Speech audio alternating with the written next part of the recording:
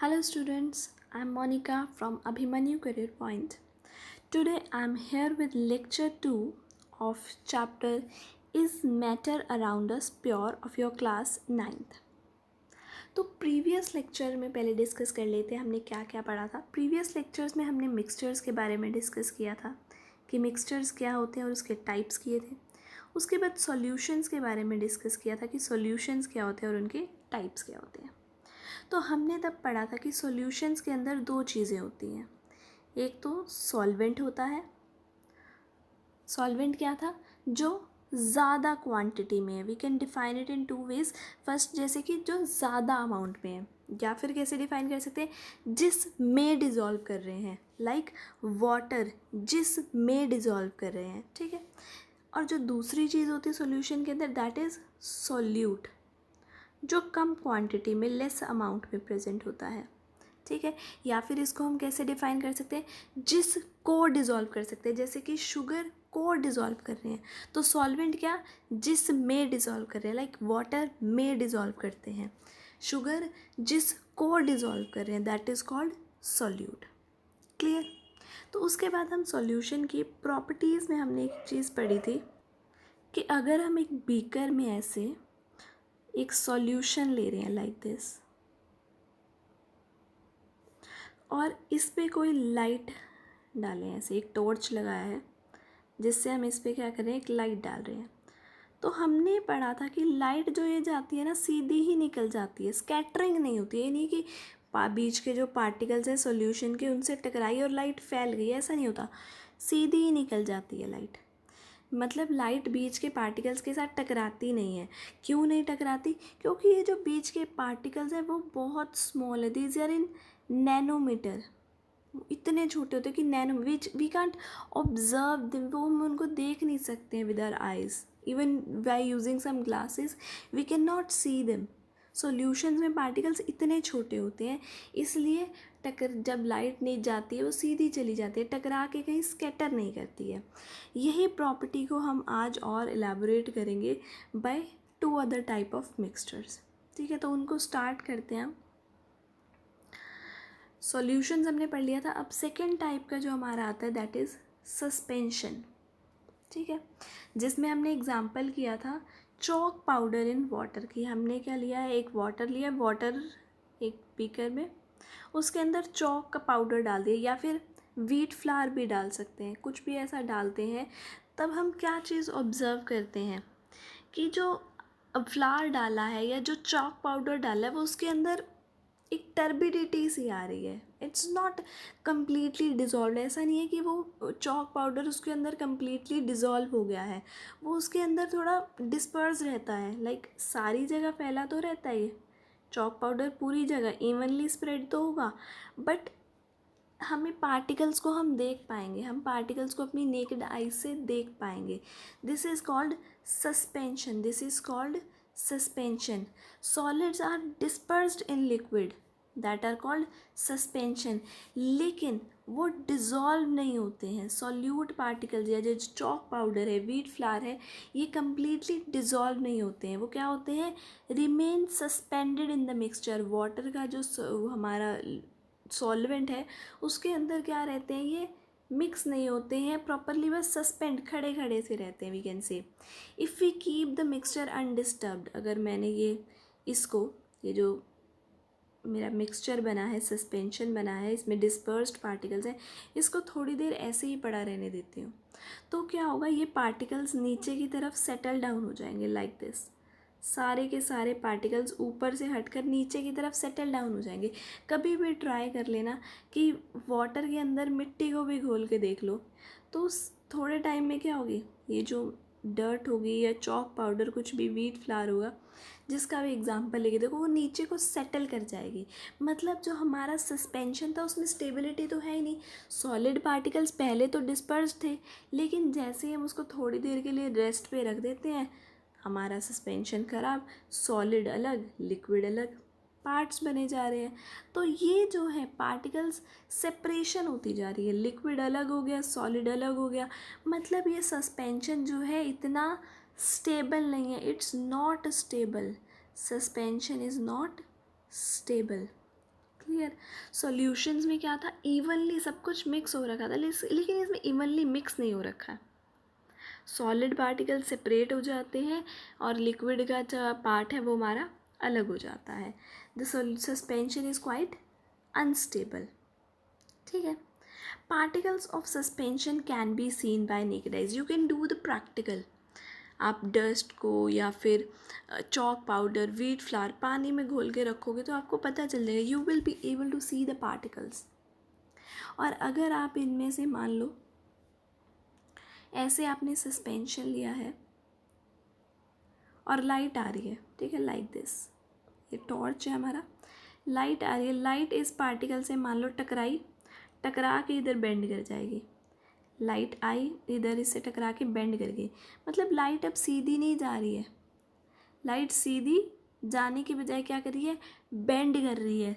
This is called scattering of light. जब हम इसमें से, इस सस्पेंशन में से लाइट पास करते हैं, इसके अंदर क्या है, पार्टिकल्स हैं, इसके अंदर क्या है, पार्टिकल्स का साइज़ इतना बड़ा है कि जब लाइट आके इन पार्टिकल से टकराती है, लाइट क्या हो जाती है, स्कैटर हो जाती है। और जब हम इस सस्पेंशन को फ़िल्टर करेंगे, इस सस्पेंशन को क्या करें, फ़िल्टर करेंगे, जैसे चाय छानते हैं वैसे ही फ़िल्ट्रेशन करेंगे, तो हमारा ये जो सॉलिड पार्टिकल्स हैं वो अलग हो जाएंगे और लिक्विड पार्टिकल्स क्या हो जाएंगे, अलग। We can use the previous method जो हमने बोला है कि उसको थोड़ी देर अनडिस्टर्ब्ड रखेंगे तो भी सेपरेशन हो जाएगी। तो सेपरेशन के लिए हम कुछ भी कर सकते हैं। This method is called as sedimentation. This is called as sedimentation. ये भी कर सकते हैं और फिल्ट्रेशन भी कर सकते हैं। दोनों तरीके से हम सोल्यूट, जो हमारा सॉलिड पार्टिकल है, उसको लिक्विड पार्टिकल से अलग कर सकते हैं। क्लियर। और यहाँ पर हमारी एक बड़ी मेजर प्रॉपर्टी यही आती है कि ये लाइट को क्या कर सकते हैं, स्कैटर कर सकते हैं। लेकिन अगर हम बात करें सॉल्यूशंस की, वो लाइट को स्कैटर नहीं करती थी, वो लाइट को स्कैटर बिल्कुल नहीं करते थे, उसमें लाइट स्ट्रेट चली जाती थी। तो अब हम थर्ड की बात करते हैं। हमने 3 एग्जाम्पल्स लिए थे अपने प्रीवियस लेक्चर में, तो ये हमारा उसका थर्ड एग्जाम्पल है। ठीक है। इसमें जो सॉल्वेंट के अंदर जो पार्टिकल्स हमने डाले, सोल्यूट डाला है, वो सोल्यूट के पार्टिकल्स यूनिफॉर्मली डिस्ट्रीब्यूट रहते हैं पूरे के पूरे सॉल्यूशन में। ऐसा नहीं है कि अगर मैं उस सॉल्यूशन को थोड़ी देर के लिए रखूँगी तो पार्टिकल सेटल डाउन हो जाएंगे, ऐसा नहीं है। वो कम्प्लीटली डिस्पर्स रहते हैं पूरे के पूरे टाइम, जितना टाइम वो सॉल्यूशन बना है, but they still are heterogeneous. उसको तो चलो, सस्पेंशन को हेट्रोजिनस कहने का तो हमारे पास एक वजह थी कि हम उसको थोड़ी देर भी रख रहे हैं तो वो सेपरेशन हो रही है, लेकिन इसमें ऐसी कोई सेपरेशन नहीं हो रही, बट फिर भी हम इनको क्या कहते हैं, हेट्रोजिनस कहते हैं। क्यों हेट्रोजिनस कहते हैं, बिकॉज इसके अंदर पार्टिकल्स का साइज़ इतना बड़ा होता है कि they can scatter a beam of light. की इसमें से भी एक बीकर है जिसके अंदर कोलॉइडल सॉल्यूशन पड़ा है, वो भी क्या करेगा, लाइट को स्कैटर करेगा। कोलॉइडल सॉल्यूशन एग्जांपल लिया था, जैसे कि हमने सोप सॉल्यूशन होता है, जैसे कि थोड़ा सा पानी के अंदर सोप घोल दिया, फिर मिल्क डाल दिया है, तो उससे जो एक टर्बिडिटी सी आती है, उससे क्या हो जाती है, एक टर्बिड सा सॉल्यूशन बन जाता है। टर्बिड से सॉल्यूशन को क्या कहते हैं हम, कोलॉइडल सॉल्यूशन कहते हैं। और उसमें से भी जब लाइट को पास करते हैं, लाइट क्या करती है, स्कैटर कर सकती है। लेकिन इसके जो पार्टिकल्स का साइज़ होता है, सॉल्यूशन जो हमने फर्स्टली पढ़े उतना छोटा भी नहीं होता और सस्पेंशन जितना बड़ा भी नहीं होता। सॉल्यूशन में तो हम नेकेड आइज से तो क्या कोई ग्लास यूज़ करके भी नहीं देख सकते, लेकिन सस्पेंशन में हम नेकेड आइज से भी देख सकते हैं। और कोलॉइडल सॉल्यूशन में इतना होता है कि उन्हें नेकेड आइज से नहीं देख सकते, बट अगर हम कोई ग्लासेस यूज़ करें तो उनके थ्रू हम देख सकते हैं। The particles do not settle down. मैंने अभी बोला कि अगर हम इसको रेस्ट पे रख दें तो ऐसा नहीं होगा कि ये सेटल डाउन हो जाएंगे। The mixture remains undisturbed, they remain dispersed in the mixture. जो प्रॉपरली यूनिफॉर्मली हर जगह पे इसके पार्टिकल्स डिस्ट्रीब्यूट रहते हैं, लेकिन इनको हेट्रोजीनस क्यों कहते हैं, only because they can scatter a beam of light. ये क्या करते हैं, बीम ऑफ लाइट को स्कैटर कर देते हैं। लाइट आती है, इनके जो छोटे छोटे पार्टिकल्स हैं उनसे टकरा के फैल जाती है। क्लियर। तो यहाँ पे अगर हमें इसका एग्जांपल देखना है, यू कैन सी हियर, ये सॉल्यूशन है, सॉल्यूशन में से देखो लाइट जा रही है, सीधी चली गई, हमें दिख ही नहीं रही है light, it's going in a straight way, हमें पता भी नहीं चल रही है। लेकिन कोलॉइडल सॉल्यूशन में अगर आप देखो उसमें पार्टिकल्स हमें नेकेड आइज से नहीं दिख रहे हैं, लेकिन अगर हम कोई ग्लास यूज़ करेंगे, माइक्रोस्कोप वगैरह को चूज़ करेंगे तो हमें दिखेंगे वो पार्टिकल्स। तो इसमें लाइट क्या थोड़ी थोड़ी देखो फैलनी शुरू हो गई है लाइक दिस। लेकिन अगर सस्पेंशन का एग्जांपल है, सस्पेंशन में यू कैन सी हमें पार्टिकल्स नेकेड आई से, ये रेड रेड कलर के पार्टिकल्स दिख रहे हैं, may we can see the particles using naked eyes. तो इसमें देखो लाइट हमें और ज़्यादा दिख रही है, प्रॉपर लाइट फैल रही है, लाइट स्कैटर कर रही है। This is called scattering of light. और इस स्कैटरिंग ऑफ लाइट को क्या कहते हैं? टिंडल इफेक्ट भी कहते हैं। इसको क्या कहते हैं? टिंडल इफेक्ट भी कहते हैं।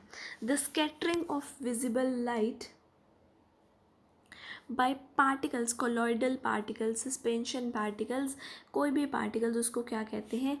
टिंडल इफेक्ट कहते हैं। ठीक है। अब अगर एयर की बात करें, एयर में भी क्या है, बहुत सारे छोटे छोटे माइन्यूट पार्टिकल्स हैं, वो भी क्या है, एक तरह का कोलॉइडल बनाते हैं। तो जब उन पे भी लाइट पड़ती है, सन से रेज आती है, like you can see the canopy, यहाँ पर जब कोई लाइट पड़ती है, ये लाइट आप देख सकते हो, लाइट क्या कर रही है? स्कैटर कर रही है, फैल रही है। क्यों? क्योंकि जो इस एयर के अंदर पार्टिकल्स हैं वहाँ से लाइट टकराती है, टकरा के क्या कर रही है? स्कैटर कर रही है। अगर आप ऑब्ज़र्व करोगे, रूम में बंद सा रूम है और उसमें अगर कोई छोटा सा होल है जहाँ से लाइट आ रही है, और अगर आप उसको ध्यान से देखोगे तो यू विल ऑब्ज़र्व कि उसके साथ बहुत सारे पार्टिकल्स हैं।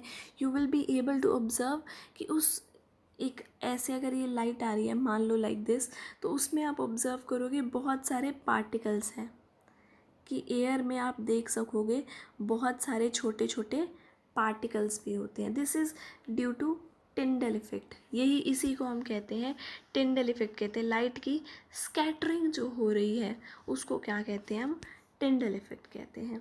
क्लियर? उसके बाद जब हम कोलॉइडल सॉल्यूशन के बारे में और डिस्कस करें, तो जो सोल्यूट लाइक कंपोनेंट है, लाइक अगर मैं बात करूँ मिल्क सॉल्यूशन या फिर सॉप सॉल्यूशन की, चलो मिल्क सॉल्यूशन लेते हैं एग्जांपल। मिल्क को मैंने वाटर में डाल दिया है। क्या एग्जाम्पल लिया मैंने? मिल्क को वाटर में डाल दिया है। तो solute like component which remain disperse, milk क्या रहेगा? वाटर के अंदर डिस्पर्स्ड रहेगा, घुला रहेगा, मतलब सोल्यूशन नहीं बनाएगा, डिस्पर्स, फैला सा रहेगा। That is called dispersed phase. इसको क्या कहते हैं? Dispersed phase. जो सोल्यूट हमारा होता था सोल्यूशन के केस में, उसको हम यहाँ पे क्या कहते हैं? डिस्पर्स्ड फेज़ कहते हैं। और जो हमारा सॉल्वेंट लाइक कंपोनेंट है, जिसमें दूसरी चीज़, जिसमें ये मिल्क डिस्पर्स्ड है, that is called dispersed medium. That is called dispersed medium. जो चीज़ डिस्पर्स होती है, जो चीज़ फैलती है, दैट इज़ डिस्पर्स्ड फेस। और जिसमें मिलाया जाता है, that is called dispersed medium. That is called dispersed medium. Clear? जैसे सॉल्यूशन के केस में हमारे पास सॉल्यूट सॉल्वेंट होता था, इसमें क्या होता है? डिस्पर्स्ड फेज या फिर डिस्पर्स्ड मीडियम। क्लियर? अब डिपेंडिंग ऑन द वैरायटी की अलग अलग हम डिस्पर्स्ड फेज, अलग अलग हम डिस्पर्स्ड मीडियम यूज़ करेंगे, तो उसके अकॉर्डिंग बहुत सारे हमारे पास क्या होते हैं? कोलॉइडल सॉल्यूशंस होते हैं। क्लियर? तो उनके बारे में हम एग्जांपल्स लेते हैं। हम बस क्या करने वाले हैं? डिस्पर्स्ड फेज, डिस्पर्स्ड मीडियम को क्या करेंगे? चेंज करेंगे, और उसके अकॉर्डिंग हम ऑब्ज़र्व करेंगे कि बहुत सारे अलग अलग हमें क्या मिल रहे हैं? कोलॉइडल सॉल्यूशन मिल रहे हैं। क्लियर? तो पहला एग्जांपल लेते हैं, मैं यहाँ पे दोबारा लिख लेती हूँ। Dispersed phase are what? Solute. ठीक है। And dispersed medium is what? Solvent. मैं ऐसे करूँगी, एक बार मैं सॉल्यूट कॉमन रख दूँगी और सॉल्वेंट को वेरी करूँगी। ठीक है। सॉल्यूट मैंने फाइनल कर दिया कि मेरा लिक्विड ही सॉल्यूट है। जैसे कि अभी मैंने मिल्क सॉल्यूशन की बात की थी, मिल्क इज़ व्हाट? लिक्विड। वहाँ पर डिस्पर्स्ड फेज क्या था? लिक्विड था। तो मैं लिक्विड को ही मान के चल, डिस्पर्स्ड फेज लिक्विड ही लेकर चल रही हूँ, और डिस्पर्स्ड मीडियम सॉल्वेंट को चेंज कर रही हूँ। तो पहला एग्जांपल मैं कर रही हूँ ऐसा कोलॉइडल सॉल्यूशन जिसमें डिस्पर्स फेज सॉल्यूट क्या है, लिक्विड है, और मीडियम क्या है, सॉलिड है। मतलब सॉलिड के अंदर लिक्विड क्या है, डिस्पर्स हो रखा है, मतलब सॉलिड ज़्यादा प्रेजेंट है और उसके अंदर लिक्विड क्या हो रखा है, थोड़ा थोड़ा डिस्पर्स हो रखा है। उस चीज़ को क्या कहते हैं, जेल कहते हैं। जब आप देखो लिक्विड कम है, सॉलिड ज़्यादा है, कुछ हार्ड सा सब्सटेंस बनेगा, दैट इज़ जेली और बटर टाइप। उसमें क्या है, वाटर लिक्विड पार्ट कम है लेकिन सॉलिड पार्ट क्या है, ज़्यादा है। क्लियर। नेक्स्ट इज़ व्हाट, जिसमें डिस्पर्स फेस भी लिक्विड है, डिस्पर्स मीडियम भी लिक्विड है। जैसे कि हमने अभी मिल्क सॉल्यूशन की बात की थी, या फिर इस चीज़ों में हम एक और चीज़ लेके चलते। देखो मान लो डिस्पर्स्ड फेज ऑयल है और ये वाटर है, ठीक है। Oil and water do not necessarily mix with each other. तो अगर हम कोई ऐसी चीज़ बनाते हैं जब इन दोनों को मिक्स करवा देते हैं, दैट इज़ कॉल्ड इमल्शन। ये भी लिक्विड है, ये भी लिक्विड है, एक्चुअल में they do not mix with each other. हमें पता है ये क्या इमिसिबल है, लेकिन हम कोई ऐसे एजेंट्स डाल देते हैं और इनको मिक्स करवा देते हैं, तो जो मिक्स करने पे चीज़ बनती है that is called as emulsion. और अगर हम कोई ऐसे केमिकल्स डालते हैं जो ऑयल और वाटर को मिक्स कराने में हेल्प करे, वो केमिकल्स को क्या कहते हैं, इमल्सीफाइंग एजेंट्स कहते हैं। वो केमिकल्स जो इमल्शन बनाने में हेल्प करते हैं, ऑयल और वाटर को मिक्स करने में हेल्प करते हैं, that type of agents, that type of chemicals are called as emulsifying agents. तो इमल्शंस बनाना बेसिकली जो हमारी क्रीम्स होती है, फेस क्रीम्स या कोई भी क्रीम्स, लोशंस वगैरह यूज़ करते हैं, उसमें भी क्या है, ऑयल है, वाटर है, दोनों के दोनों क्या है, लिक्विड है। उनको मिक्स करवा रहे हैं तो क्या हो रहा है, कोलॉइडल सॉल्यूशन बन रहा है, that is called emulsion. Clear. Next, gas के अंदर लिक्विड डला हुआ है, गैस के अंदर क्या है, लिक्विड डिस्पर्स हो रखा है, दैट इज़ फोग। फोग क्या होती है, जो धुंध है, वो क्या बेसिकली गैस है, लेकिन गैस के अंदर कुछ छोटे छोटे वो पार्टिकल्स भी होते हैं, तभी तो जब धुंध गिरती है वेट हो जाता है सब कुछ, है ना, बिकॉज उसके अंदर क्या है, लिक्विड पार्टिकल्स भी होते हैं। And this type of colloidal solution, just a second, this type of colloidal solution is called as aerosol. इसको क्या कहते हैं हम, एरोसॉल कहते हैं। क्लियर। नेक्स्ट एग्जाम्पल लेते हैं, इसमें अब हम सोल्यूट फिर चेंज कर देते हैं। अब हमने तीनों स्टेट्स के साथ, तीनों डिस्पर्स मीडियम के साथ एक सोल्यूट रख लिया, अब हम सोल्यूट चेंज करते हैं। सोल्यूट ले लेते हैं हम सॉलिड, सोल्यूट ले लेते हैं सॉलिड, और जो सॉलिड सोल्यूट लेते हैं उन सबको कहते हैं सॉल कहते हैं। बेसिकली अलग अलग तरह के सॉल होते हैं। जब सॉलिड सोल्यूट होता है दैट इज़ कॉल्ड सॉल, ठीक है। अब मान लो हमारा डिस्पर्स फेस भी सॉलिड है, डिस्पर्स मीडियम भी सॉलिड है, सॉलिड ही सॉलिड के अंदर डिस्पर्स्ड है, उसको कहते हैं सॉलिड सॉल। उसको क्या कहते हैं, सॉलिड सॉल कहते हैं। जैसे कि जो कलर्ड ग्लासेस होते हैं, that is an example of solid sol, ठीक है। नेक्स्ट, सॉलिड लिक्विड के अंदर डिस्पर्स्ड है, जहाँ पे लिक्विड ज़्यादा है, सॉलिड लिक्विड के अंदर डिस्पर्स है, उसको हम स्पेसिफिकली सॉल कहते हैं। ये सॉल के अलग अलग टाइप थे, बट जो मेन सॉल है वो यही है, जब सॉलिड लिक्विड के अंदर डिस्पर्स है। यहाँ पर देखो घुला नहीं हुआ है, दिस इज़ नॉट सॉल्यूशन, यहाँ पर सिर्फ डिस्पर्स्ड है, ठीक है, इट इज़ स्कैटरिंग लाइट। तो इसके में हम क्या एग्जांपल ले सकते हैं, मड। मड का जो अगर हम बनाए डिस्पर, मड कभी भी उसमें से प्रॉपर घुलती नहीं है, जो कीचड़ होता है बेसिकली, ना तो वो सेटल डाउन होता है और वो क्या रहते हैं, डिस्पर्स्ड रहते हैं डर्ट पार्टिकल्स उसमें, ठीक है। नेक्स्ट, जब सॉलिड किस में डिस्पर्स है, गैस में, सॉलिड गैस के अंदर डिस्पर्स हो रखे, जैसे कि स्मोक। स्मोक क्या है, धुआं है, गैस है, लेकिन उसके अंदर कुछ सॉलिड पार्टिकल्स भी होते हैं, उसके अंदर क्या है, कुछ सॉलिड पार्टिकल्स भी, इसको भी एरोसॉल कहते हैं। अगर आप अभी पीछे देखो तो जब लिक्विड गैस के अंदर था तो भी एरोसॉल, जब सॉलिड गैस के अंदर है तो भी क्या है, एरोसॉल है। क्लियर। और एग्जांपल लेते हैं। अब फिर से हम सॉल्यूट चेंज करेंगे, सॉल्यूट कर देते हैं गैस। यहाँ पर सॉल्यूट क्या है, गैस है, और हम सॉल्वेंट चेंज करेंगे। ठीक है। फर्स्ट एग्जांपल लेते हैं, जैसे कि जब गैस सॉलिड, अब गैस कम है, पीछे जब हम एग्जांपल ले रहे थे एरोसोल का उसमें सॉलिड कम था, solid was the solute at that. यहाँ पर क्या है, gas is the solid, gas disperse हो रखी है सॉलिड के अंदर। फॉर एग्जांपल जो फोम होती है, स्पंज होती है, sponge is basically what, solid है, लेकिन उसके अंदर जो वॉइड्स है वहाँ पर क्या है, गैस फिल हो रखी है, तभी तो सॉफ्ट सॉफ्ट प्रेस हो जाती है। This is what, sponge. ठीक है।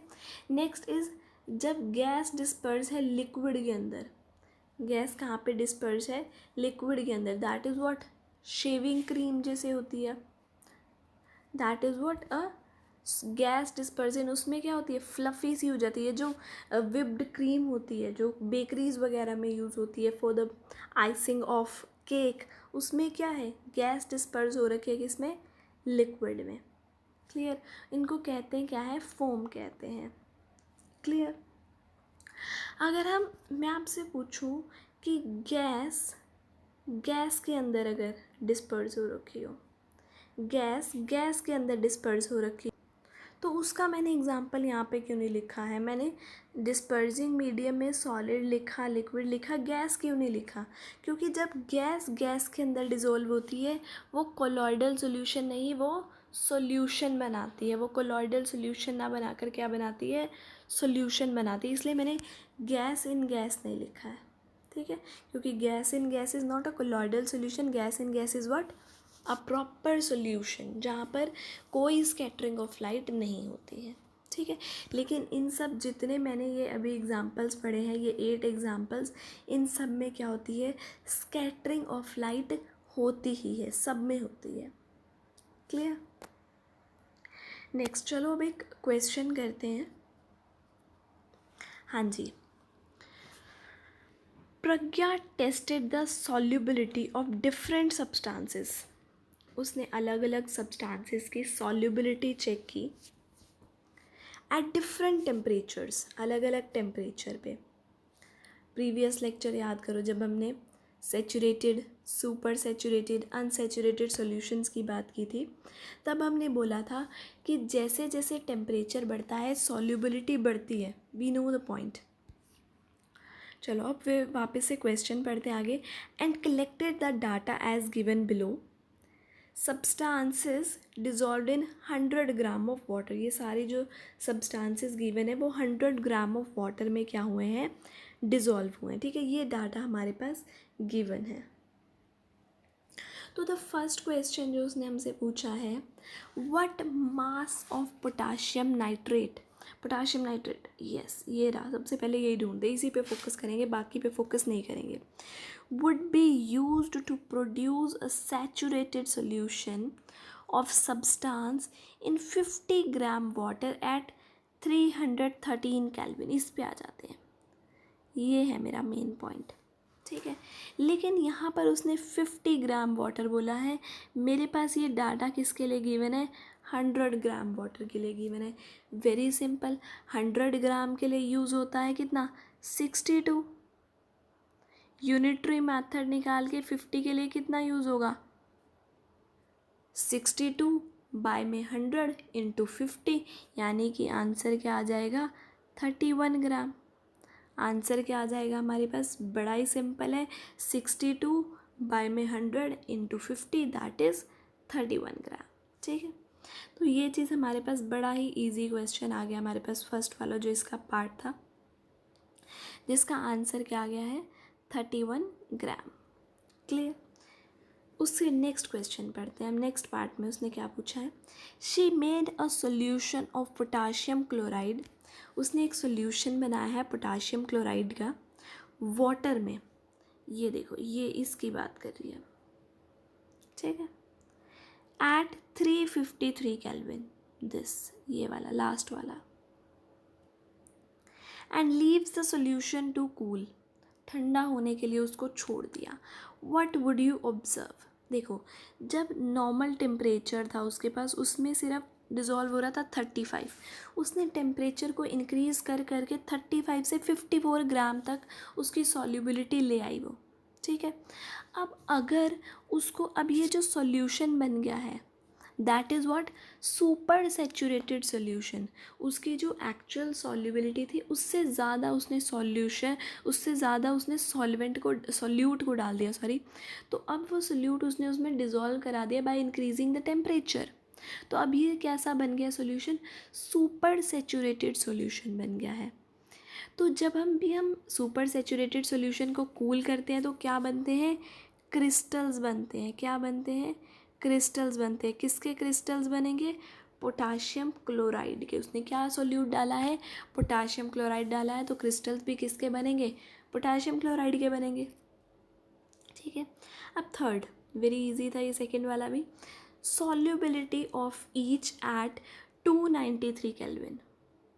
सबकी सॉल्युबिलिटी दी हुई है, देख लेते हैं. पोटाशियम नाइट्रेट की है 32 ग्राम इन 100 ग्राम वाटर. सोडियम क्लोराइड की है 36 ग्राम इन 100 ग्राम वाटर. पोटाशियम क्लोराइड की 35 ग्राम इन 100 ग्राम वाटर. अमोनियम क्लोराइड की 37 ग्राम इन 100 ग्राम वाटर. ये बता देंगे. उसके बाद एक और पार्ट है इसी का, which salt has the highest solubility. सबसे ज़्यादा सॉल्युबिलिटी किसकी है? We can see 32, 36, 35, 37. 37 is the highest number. तो अमोनियम क्लोराइड, अमोनियम क्लोराइड की क्या है? हाइएस्ट सॉल्युबिलिटी है, that is ammonium chloride NH4Cl. ठीक है. अब आते हैं लास्ट पार्ट पे, इफ़ेक्ट ऑफ टेम्परेचर. ये तो हमने तभी पढ़ लिया था जब हम सॉल्यूशंस के बारे में पढ़ रहे थे कि जैसे जैसे टेम्परेचर इंक्रीज़ करता है सॉल्युबिलिटी इंक्रीज़ करती है. You can see. First example अगर पोटाशियम नाइट्रेट का लेकर चलो, पहले 21 ग्राम डिज़ोल्व हो रहा था, फिर 32, फिर 62, फिर 106 और फिर 167 ग्राम. अब देखो, पहले 21 था जब टेम्परेचर लो था, 21. टेम्परेचर बढ़ाया, सॉल्युबिलिटी 167 तक पहुंच गई है. सॉल्युबिलिटी कहाँ तक पहुंच गई है? 167 तक पहुंच गई है. ठीक है. तो इससे हमें पता चलता है कि टेम्परेचर इंक्रीज़ कर रहे हैं तो सॉल्युबिलिटी भी क्या हो रही है? इंक्रीज़ हो रही है. Clear? I hope this question is clear to you. Otherwise मैं एक असाइनमेंट अपलोड कर रही हूँ, डिस्क्रिप्शन लिंक में आपको मिल जाएगी. आप वो असाइनमेंट सॉल्व कीजिए. अगर आपको कोई डाउट आता है तो आप कमेंट सेक्शन में लिख सकते हैं, and I will take the doubts in further classes. Okay. Thank you students.